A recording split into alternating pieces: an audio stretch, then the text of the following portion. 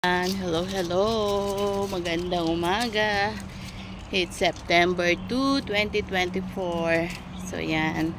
Of course, nasa galaan na naman tayo. Walking. Yan, nasa park na naman tayo. Oh, may airplane. Yes, airplane. At yan nga po. Okay, minsan yung talagang wala ka sa mood. Parang dami mong iniisip, yung pagkagising mo, dami mong problema, parang ganun, no?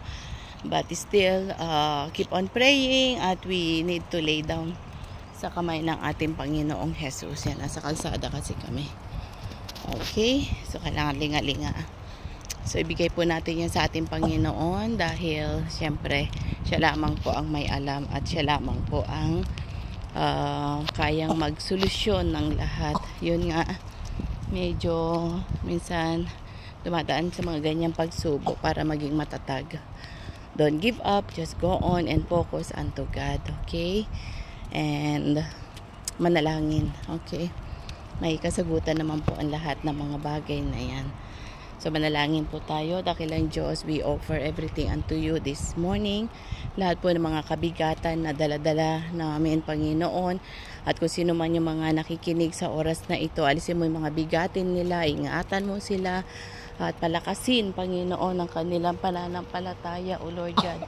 At patuloy na gumalaw ka, Panginoon. Lord, kinukumit po namin, dahil alam po namin na tapat kang Diyos, pagmahal kang Diyos, at maghari ka, Panginoon. At ang lahat ay kayang-kaya mo, Panginoon, na isolve, O Lord God. Salamat po, Panginoon. Maraming pong salamat. At ingatan mo, O Lord God. Ito po amin hihiling sa matamis na pangalan po ni Jesus. At patuloy kang gumalaw, patuloy na maghari ka, patuloy na ikaw ang Diyos, at patuloy, Panginoon. Lord, thank you. Palakasin mo ang bawat isa nanghihina. Provide mo lahat ng mga pangangailangan namin. At ingatan mo kami. Lahat ng mga may sakit, pagalingin mo, body, soul, and spirit. At patuloy na gumalaw ka. In Jesus' name we pray. Amen.